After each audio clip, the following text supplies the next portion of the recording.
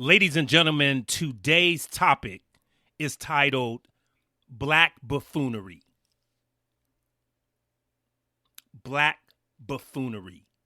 Now, Webster's dictionary describes buffoonery as irrational, outlandish, crazy, dumb behavior, while at the same time being humorous, funny.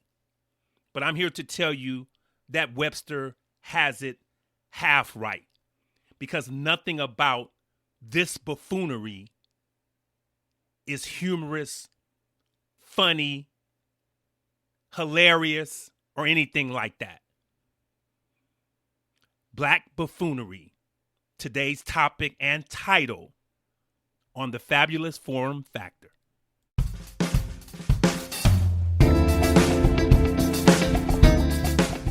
Want to hear something fabulous? Broadcast in a forum and full of facts? Well, you've come to the right place. It's the Fabulous Forum Factor podcast with all its pizzazz. And now here's your host, Mr. Kenneth Moultrie.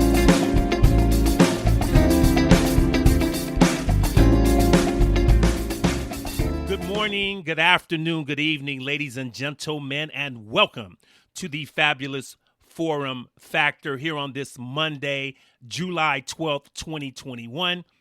And I am your host, Kenneth Moultrie. And I know it's been about 10 days before my last episode, but I took a vacation of sorts for the 4th of July weekend, and I went to the hot state, the hot city, the hot and blistering inferno-like surrounding area of one Phoenix, Arizona. Now, I know what y'all are saying, like, you decided to go to Phoenix in July where the temperatures are like 116 and 117 degrees and doesn't get under 95 degrees at any point of that 24-hour figure.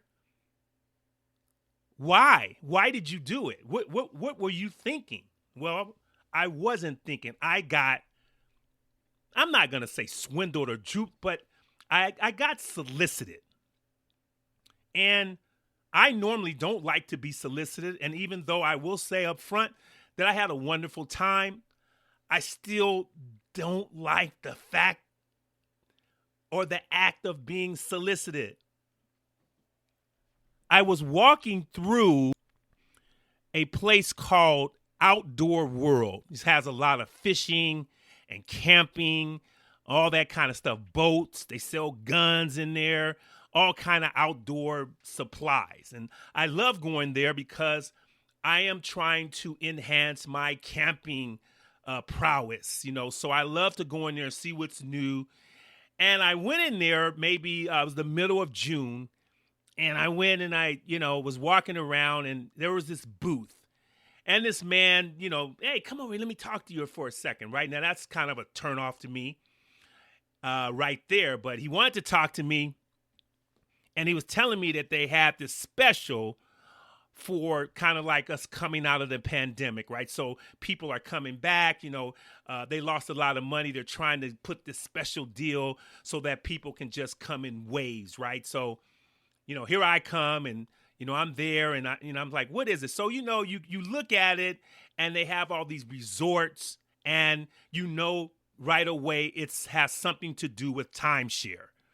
And so, I've been through the timeshare spiel before. I didn't like it. I don't think it's necessary for me. I just kind of, but, the deal he offered me was $229, 4 days, 3 nights.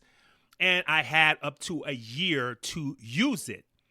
And they have maybe 6 or 7 different resorts, one in Arizona, one in Florida, one in Michigan, one in the state of New Hampshire, and one in Missouri, and so forth. So I did want to go somewhere for the 4th. I was not going to get on an airplane. I was going to drive. And so, Phoenix is a 5-hour drive flat from me. So I began listening to, he has one in Arizona. So I started listening to, his pitch. And he started throwing these gift cards and these other amenities and niceties that I was going to get in addition to paying this, this out of this world low price, which it was. He showed me where it was. He showed me the data that it was $429 just a year and a half ago. It has now went down to $229. He said he was going to give me a $125 gift card. But the only catch to that was that you had to go and listen to, while you were there, you had to listen to a 1.5 hour presentation about timeshare. So I started thinking to myself, looking at the property and the money I was spending or I would be spending, I went down there. I wanted to go to, my San Francisco Giants happened to be in town that weekend. So I was like, wow, this is all working out. So I said, we're going to get a couple of tickets to the Giants game. We'll go to the resort. We'll sit and just kind of, yarn our way through the 1 hour and 30-minute presentation.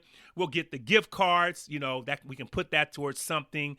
And, however I wanted to do it, that's kind of, how it ended up. But that's where I went to Phoenix. Like I said, I ended up also going to a festival in Scottsdale, which is right outside Phoenix. And, I'd paid in advance for some tickets and for everyone. And we got there and, it was good food, good music and all. And I'm leading this into the segue that I'm talking about. And this is, like I said, the title of this was Black Buffoonery. And, like I said, when I was in Arizona, I never felt threatened at any time. And at that event, everything was good. Nothing kicked off. They sold alcohol there. So that wasn't an excuse for people to, act up or to start a fight or to pull guns out. But it just felt safe, comfortable, and it was a good trip overall. But over the July 4th weekend, ladies and gentlemen, everywhere else where there is a high Black population. Let me go through these cities again. It's just about everywhere. Atlanta, Memphis, Chicago, Milwaukee, Oakland, Los Angeles, Houston, Dallas, New Orleans, Birmingham, Newark, Cleveland, Cincinnati, Charlotte, Miami, Philadelphia, Detroit, and on and on and on. Everywhere you look, where there is a large group of Black people, there is going to be trouble. There is going to be a shooting. There is going to be a fight or fights. There are going to be people shooting and dancing and stumping on top of police cars. There's going to be innocent bystanders shot. On and on and on. So July 4th in Oakland, why in the hell would you have enough gumption to want to be in Oakland amongst thousands of idiots and thugs that's roaming Lake Merritt in Oakland on firework night, right? Where they just get an excuse to pop off something, right? And what happened? 5 people are killed. 7 people are shot, and people are running for cover when things start to kick off. What, did you not think it was going to kick off? Didn't you know? You cannot have a gathering of Black people, not that age. We're not talking about, sensible Black people who are in their 50s and 60s and who have they've lived life and they're doing what they're doing. I'm talking about that element. And a lot of them are women too these days. Women are getting in on it too. They're teaming up with their thug boyfriends. They're following them around and doing the exact same thing that they're doing. Carjacking, shooting people. This crazy story. This lady in Houston, Texas, she's a mother of a nice, well-rounded son who was on his way to the Naval Academy in Annapolis, Maryland. So she made the 10-hour drive. Now she's in Houston. She's she's part of the high school football committee. She's always mentoring to young boys. And, she's been kind of like what they call the mother of the football family in the city of Houston, or at least one particular district in Houston, Texas. So she pushed and raised her son enough that he qualified to go to the Naval Academy. I've mentioned on this program oftentimes how tough it is to get into any one of the military academies, the Naval Academy, the Air Force Academy. It's hard. You have to not only have grades, you have to have endorsements from city officials, you have to have physical prowess, you have to have letters, you have to have leadership in your background, being the captain of some type of a sports team or some type of a leadership team.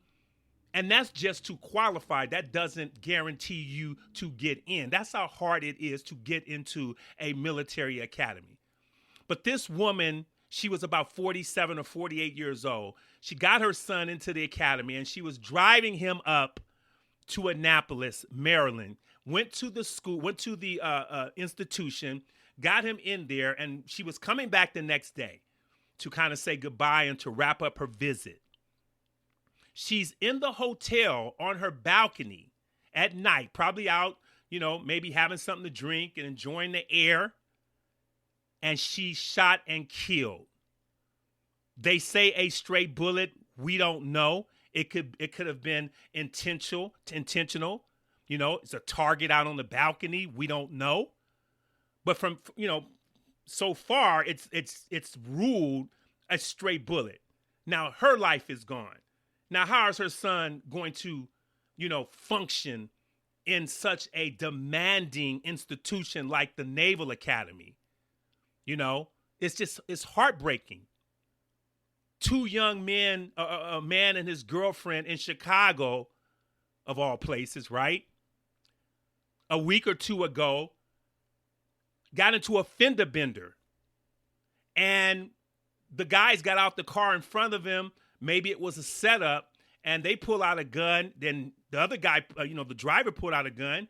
The good guy pulled out a gun, and he shot at the guy that was coming back to his vehicle after the accident, and he accidentally shot his girlfriend, and she ended up dying.